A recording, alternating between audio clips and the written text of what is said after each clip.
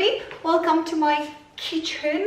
This will be our classroom for today because we've got a little festival coming up in this village and it is a tradition to cook this traditional Czech meal, and I was thinking that maybe you would like to join me and practice your cooking vocabulary and your kitchen vocabulary, because I will be using a lot of ingredients and a lot of tools and utensils. So if you would like to brush up on your cooking vocabulary, then keep watching. Let's have a look at what we've got in here, right? So first of all, this part of the kitchen is called the kitchen island because it is just like an island in the ocean. It stands alone in the middle of nothing. This thingy on the top is called the cooker hood, or a cooker vent, or extractor, ventilator, or some people call it just a kitchen chimney, basically, because it sucks the air and the steam and the smoke out of the cooking area. The thingy over here is called the hob.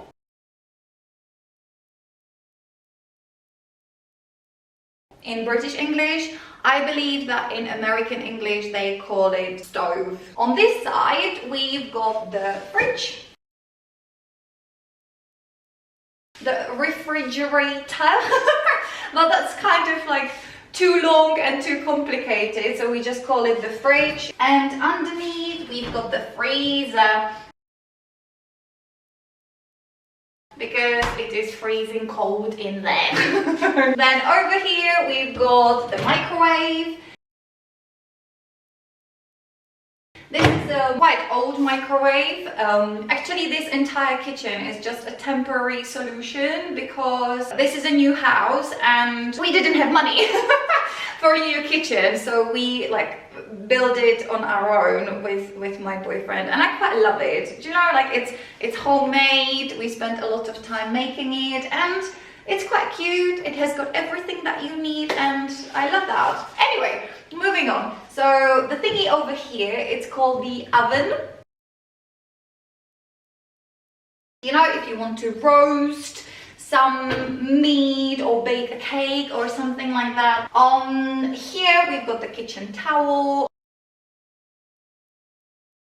or the tea towel, or just a cloth, we can say. Underneath we've got frying pan. We've got a pot with a lid.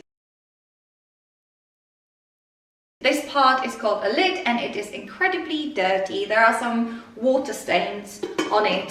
We've got this one and this is called the saucepan.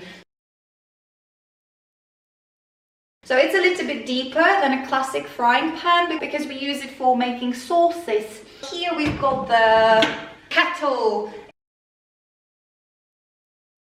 In every British household, it is a necessity to have a kettle, so you can make a cup of tea. Yeah. Here we've got the coffee machine, and we've got the capsules that in here. Then on the top here we've got the mugs, and over here we've got the sink. This is the drying board. This magical thing over here is called the tap.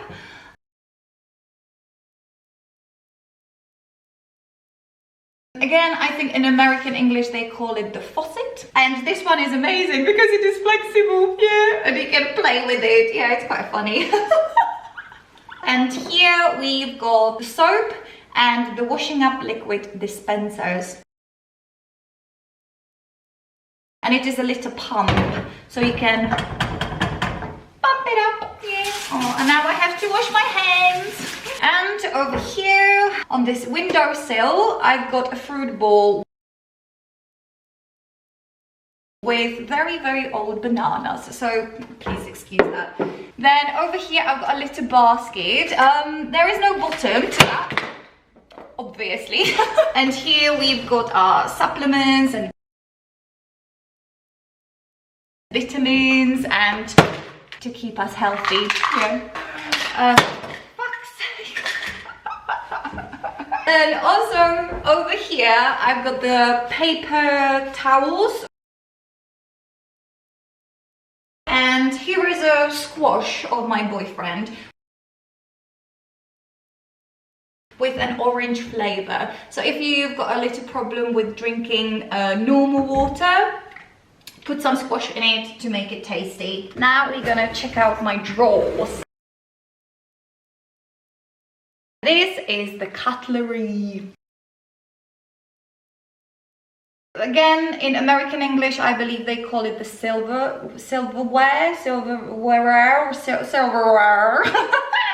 And we've got the spoon, we've got the fork, we've got the knife, and we've got the, what's the name?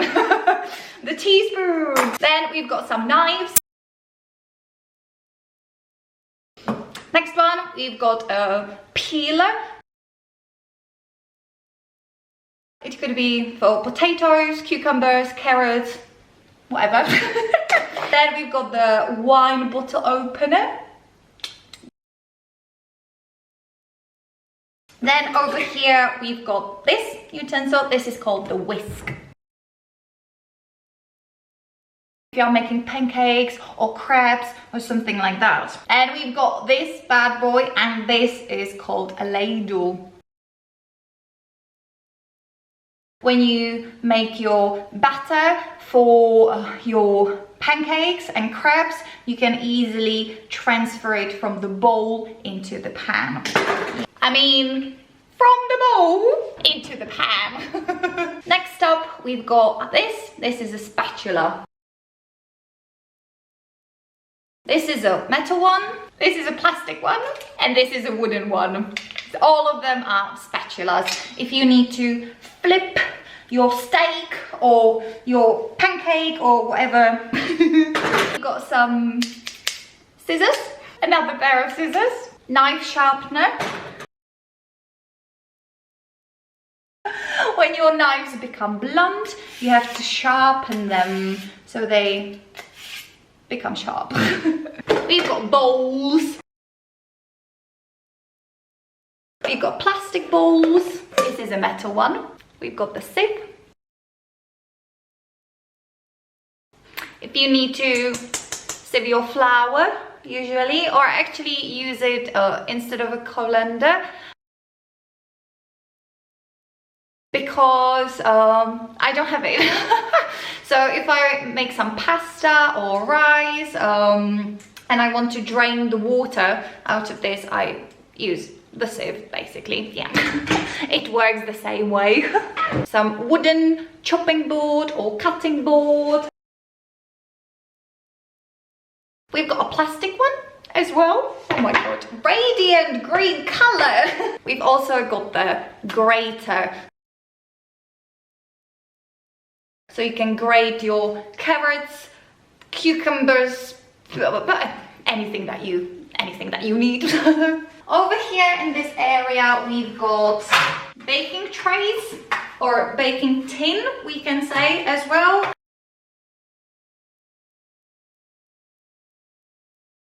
This bad boy is called the pressure cooker.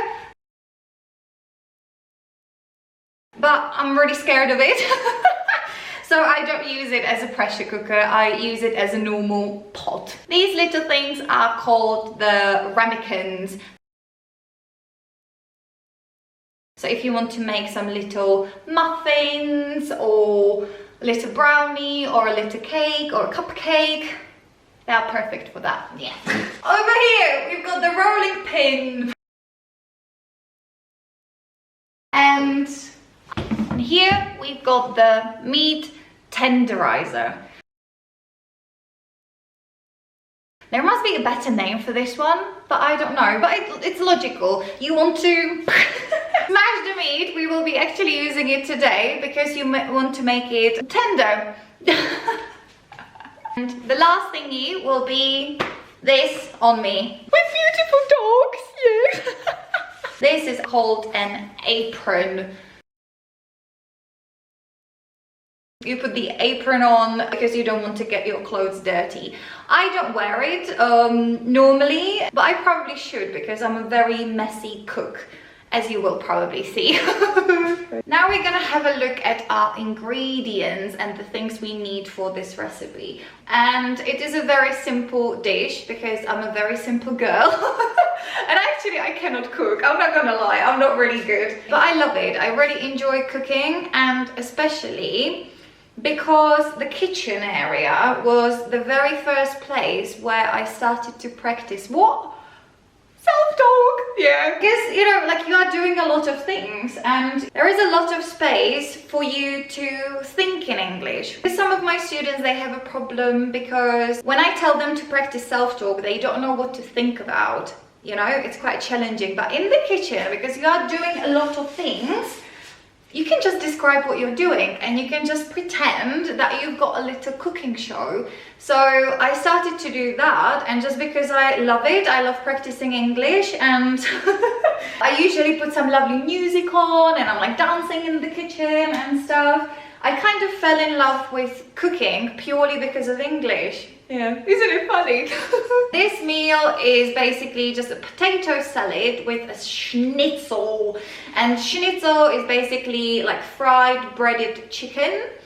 So nothing too complicated. There is just a lot of cutting, chopping, grating, then frying. So it's really easy, but it's quite time consuming. Yeah, it takes a long time to chop up everything and mainly to fry the schnitzels. So the ingredients that we need for this recipe are, I said it's a potato salad, so surprise, surprise, we will need potatoes. I like to put some fresh carrots in it. I've got just a couple and they are very, very thin, but you know, it's gonna be enough. Then in this lovely plastic bag, I've got a red bell pepper. Then we're gonna need pickled cucumbers slash just pickles, because cucumbers are the most popular vegetable to be pickled. So we can call it just pickles, but you can have pickled onions, pickled olives, pickled garlic, or whatever. But in this case, we are using cucumbers. This is actually necessity. I think every Czech woman has a jar of these in her kitchen. Yeah, we are obsessed with pickles. Yeah, Czech people just love them. We're gonna need mayonnaise. Yeah, this recipe is not really healthy. Although it's a potato salad full of vegetables, it is not very healthy because another thingy is eggs. So the eggs with the mayonnaise, you know, like that's double. But you know, we like it. So just to light it up a little bit, we're gonna need some plain yogurt, red onion. Basically, when you are making a potato salad, you can put anything in it, whatever you fancy. Some people put some sterilized vegetable in it, like some peas or sweet corn or anything. You can just mix together whatever you want, right? I quite like this one. It's quite simple. Yeah, not too complicated. And then we're gonna need our meat. We will need our meat, yeah. This one is still a little bit frozen, so I will let it defrost somewhere. I'll be making chicken schnitzels and pork schnitzels. If you are vegan or vegetarian, then I'm really sorry, but you know, in our culture, this is normal. We are a culture of meat eaters, and every Czech man needs meat. Yeah, that's how it works. Yeah. And we're gonna cover those schnitzels first in plain flour. Then we're gonna make an egg wash from the eggs, and then we're gonna use some breadcrumbs. These ones are actually homemade ones. My boyfriend's mummy made it from real bread rolls. So that's really lovely. And we're gonna need some oil, and then of course salt and pepper to season the meat as well, and the potato salad. Yeah, so those are our ingredients. Maybe I forgot about something, but we will see.